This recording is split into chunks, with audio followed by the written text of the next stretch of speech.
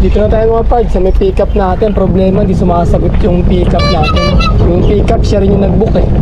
Diyan tayo sa may Farmer's Garden. Ay, hello? Hello? Ay, lalamog po ma'am. Ay, wala na po kuya.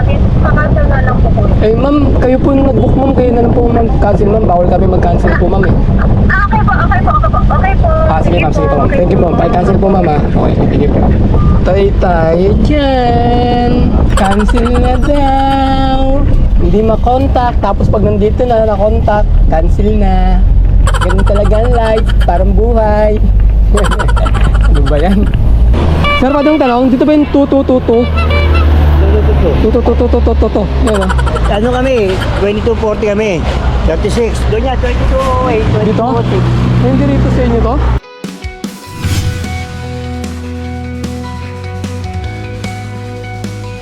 Today mga pards, today is another booking day na naman tayo. February 21 ngayon, Friday 2025. Time check tayo, 9:24 AM. May first booking na tayo from San Bartolome, Novaliches going to Valencia sa halagang 613.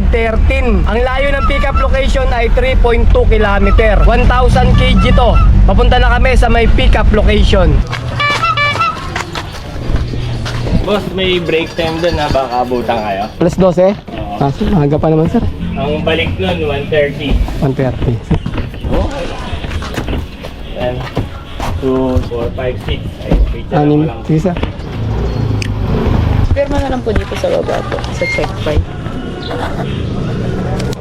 Thank you po. Ginawa ko na pong 700 po. Okay sir. Okay. Thank you po. Okay. Thank you sir. Okay, papunta tayo ng drop-off location. Ang layo ng drop-off location ay 18 km. Alright, let's go! Bali, nagdagdag si sir ng 87 pesos para sa buwat mga parts. Kami doon magbababa doon, sabi ni sir. Pagdating doon sa may drop-off location. Diretso muna natin itong booking na to mga parts kasi nagpaalala si sir sa atin na may break time daw doon alas 12 hanggang 1:30 na pwede i-receive. Mamaya, totoo nga yun. Pagdating natin doon, na-late tayo, yari tayo. Ang haba rin ng oras na yun, isang oras kalahati yun. Good morning mga parts! Lalamove daily life ulit tayo ngayon. Ngayong week na to, medyo matumal. Medyo mababa yung mga kinikita natin mga parts. Kaya wala tayong halos naiipon ngayon eh. Pero ayos lang, hindi naman natin kailangan mag-ipon ng maraming kayamanan dito sa lupa eh. Basta kumakain lang tayo ng 3 beses isang araw. Saka yung mga pangangailangan natin, nasusuportahan natin. Huwag tayo mag-aalala kung tayo ang pinakamahirap na tao dito sa buong mundo. Di ba nakikita nyo yung mga nasa mga kongreso, mga nag-i-impeach nung pinag-aawayan nila yung limpak-limpak na salapi doon eh, di ba? Nagpapakasasa sila, nagpapakasarap sa dami ng pera nila mga parts. Pero darating yung araw na ikaw naman ang pinakamayaman na tao doon. Halimbawa, hindi ka malusog, doon sobrang lusog mo doon. Putol yung paa mo, isang paa lang. Baka bigay sa'yo ng Diyos 3 paa mga parts. Di naman, wag naman 3 paa kasi 2 paa lang. Wala tayo ibang gagawin kundi magdasal, magtiwala, magpasalamat araw-araw sa kinikita natin kahit maliit lang. Kasi nga mga parts, di ba sabi ng Diyos, mag-impok tayo ng kayamanan sa langit, huwag dito sa lupa. Kung nasaan ang kayamanan mo, nandun din ang puso mo. Kasi yung langit at lupa mga parts, parang bangko din yan eh. Kasi pag dito ka nag-impok sa lupa ng kayamanan mo, iba yung pera, bunga ng kasalanan din yan eh. Pagka marami ka ng pera, marami kang magagawang kasalanan. Kaya pag oras na kunwari, namatay ka na, ngayon tatawagin ka, nakadiliman. Kasi doon ka nag-impok ng kayamanan mo eh.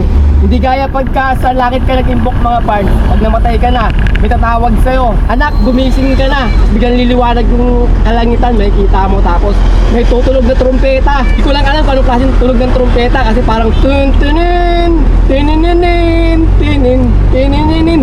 Ay hindi pala, din eh. Sa eskwela pala yung graduate ka. Hindi natin alam kung anong tulog ng trumpeta, pero parang gano'n. Tapos ngayon, aakyat ka na sa langit. Malasalubong mo si San Pedro. Sasabihin sa'yo, sige pumasok ka na.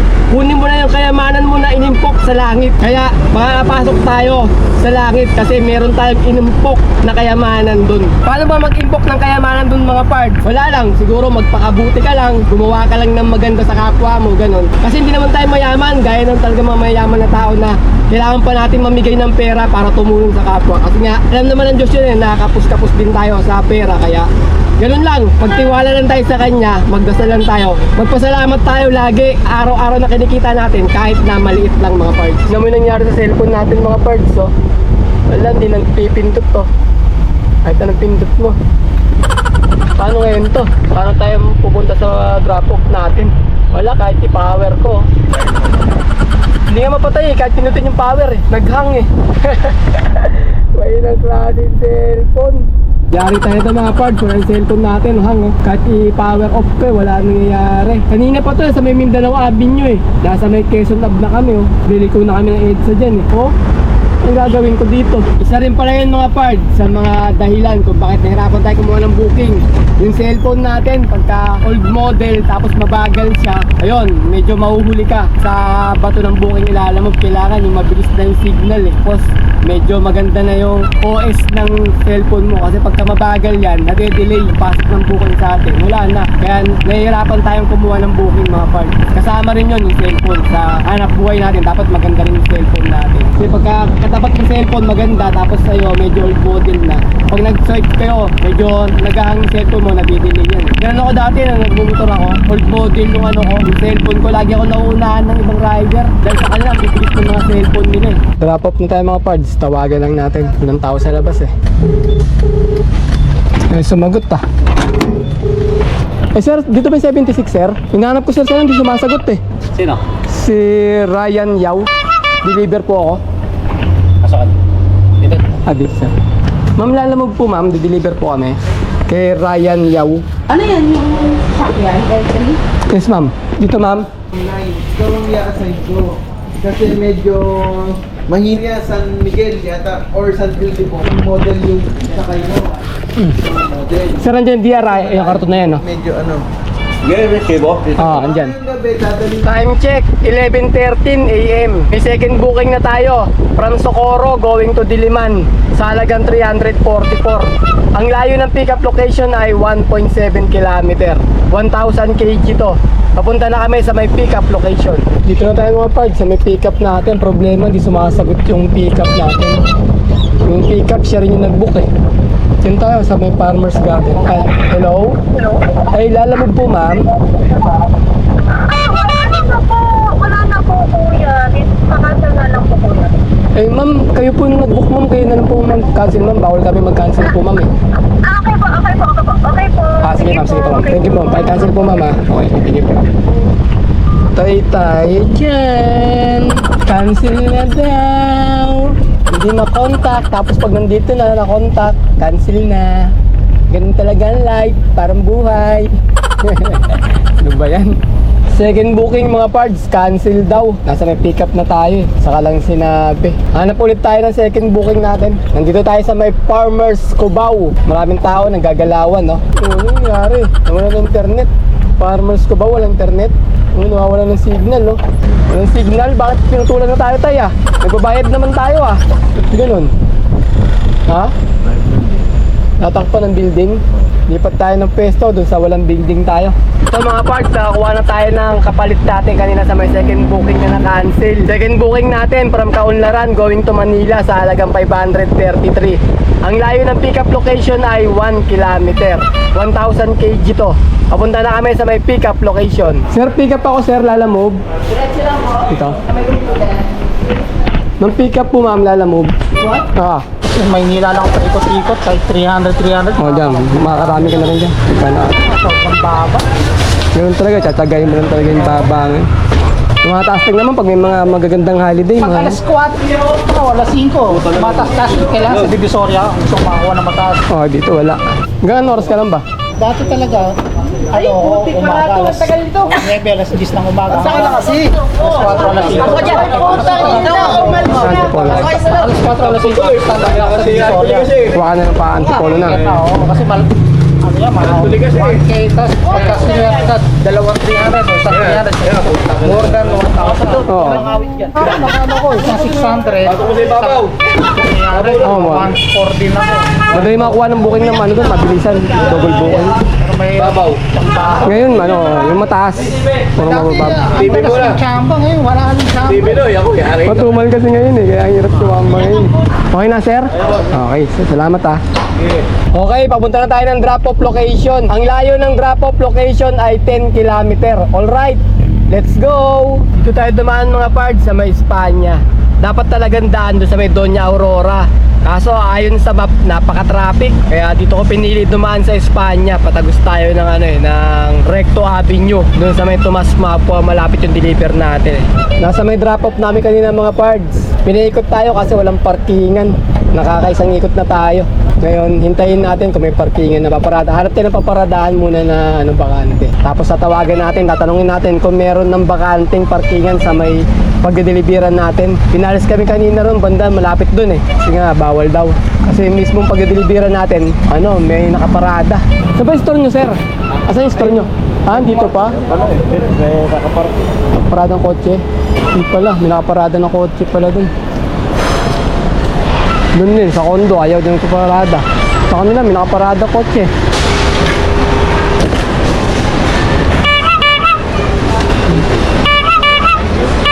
Hindi, laki. Time check, 1:37 PM. Meron na tayong pangatlong booking. From Manila going to Bacoor sa halagang 735. Ang layo ng pickup location ay 800 meters. 600 kg to. Papunta na kami sa may pickup location. Papuntang Bacoor, sir, no? Wala pa, sir, eh. Pero baka pwede yung sabayan? Bacoor din. May oras ba to? Alas 3 lang daw yung yan eh. Alas 3 lang to? Sa hospital. Ang receiving? Sir, alas 3 lang ba to, sir? 1:45 na pala eh. Mamaya matraffic kami. Meron pa bulin to. Tawagan niyo po yung Yung drop off? Drop off.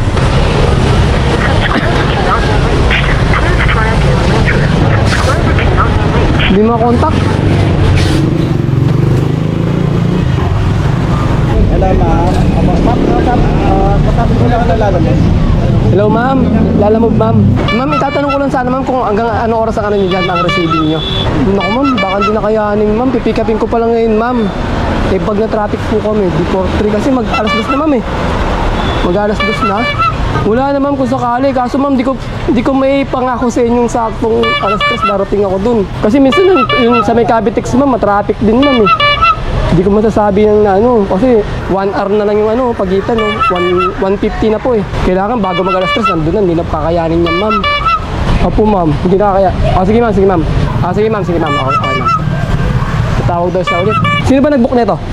Pa-cancel na lang ako, sir. Ano ko na, hindi na kaya yan, sir. Magagawalo ka dyan, baka mo yun, malangan, babalik-balik ako.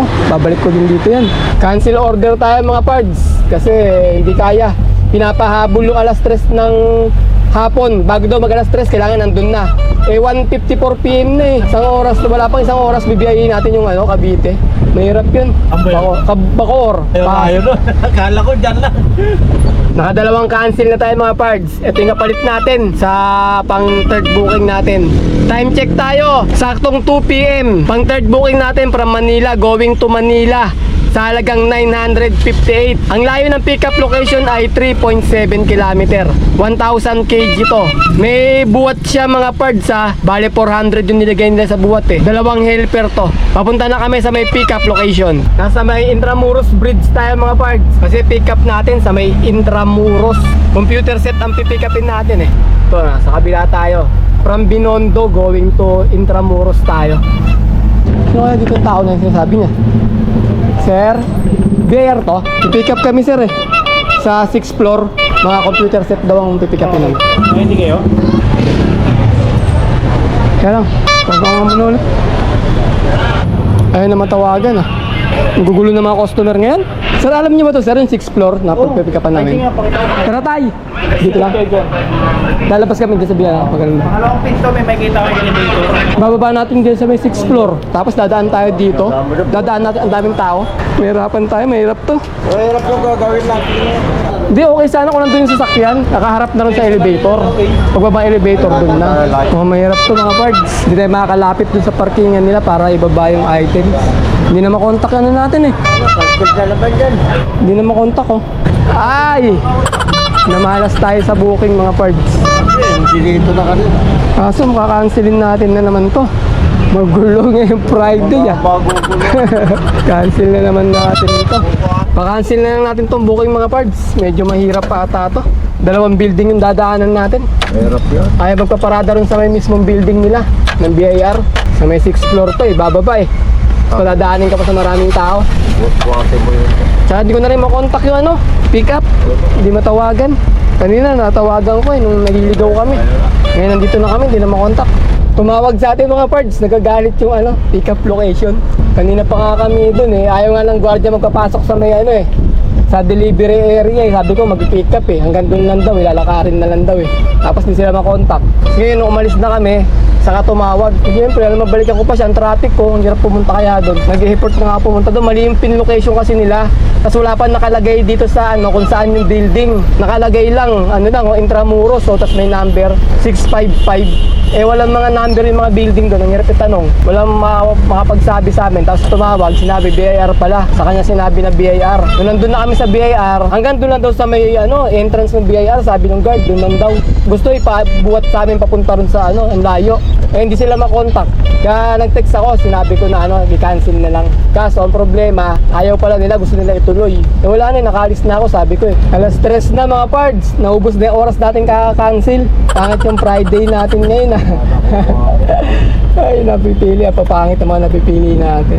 Okay lang yung buhat kung nakatapat yung sasakyan dun sa pagbababaan. Wala nang problema sa atin yan kaso nga lang, layo Yung mga guard naman, natanong ko kung pwede dun sa loob. Delivery area, bawal daw pumasok dun Waiting tayo mga parts.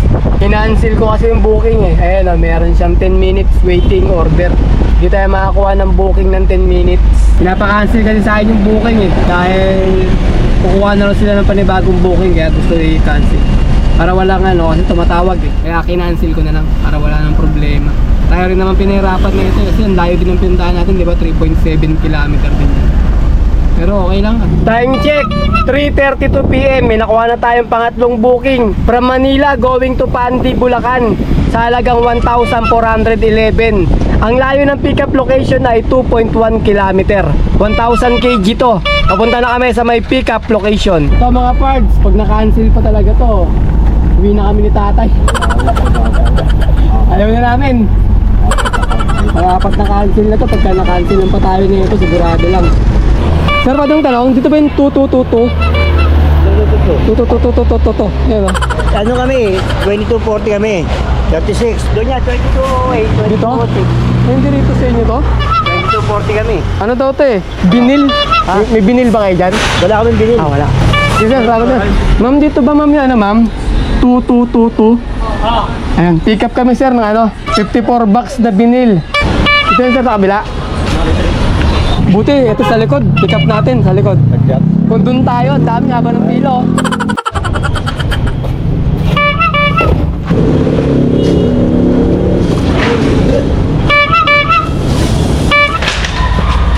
Kaya ko lang.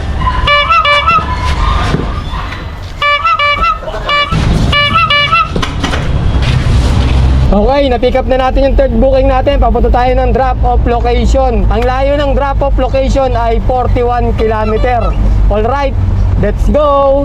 Marami sanang booking dito mga pards. Madali maghanap ng kasabay papunta ng Pandi, Bulacan. Ang problema, mabigat na yung dala-dala natin na binil. Lumalagotok na yung mga molly natin. Kaya didiretso na namin ni tatay ito. Okay naman to 1.4 naman Tsaka priority booking. Kaya didiretso na rin namin. Nasa may index na tayo mga pards. Ano ngayon February 21. Sabi-sabi daw nila sa starting March 1 siguro. Wala na naman daw tayong cash lane. Puro RFID na naman daw pwedeng pumasok sa mga NLEX, SLEX, tapos yung Smart Connect, tsaka yung Skyway, Calax. Ayun ang sabi-sabi. Pero sa tingin ko, parang ganun lang naman. Katulad din dati. Ititigil nila yung cash lane para kumuha ng RFID. Tapos pagka meron na naman lahat RFID, balik cash lane na naman. Kasi ilang beses ko na naranasan yun. Sa tagal ko nang bumibiyahe rito, ganun lang naman Sususpindi ng mga halos 2 linggo. Ganun. Tapos may cash lane na naman ulit. Sir, deliver kami kay Ma'am Abigail Alvarez. Anong gagawin? Deliver sir ng mga Deliver kayo? Ano man tawag dyan? Ano ba yan, Lala? Binil. Lalamog. binil. Binil ang deliver namin. Wait lang, tara. Sige sir. Ay, hindi po ba kayo magbababa? Hindi po ma'am Opo ma'am. Kayo po ma'am yung galing. Kami po ba magbababa? Opo ma'am. Wala kasing buhat po Tawag yung ka nga sa inbound. booking niyo ma'am. Mabigat kasi yan ma'am Okay lang sana kung medyo magaan. Bawat isang ganito mabigat Ang lalamog dito na nagbababa. Ma'am. Bata-bata dyan, Nakakapalit pala ako Hindi na tayo magaling mamaya,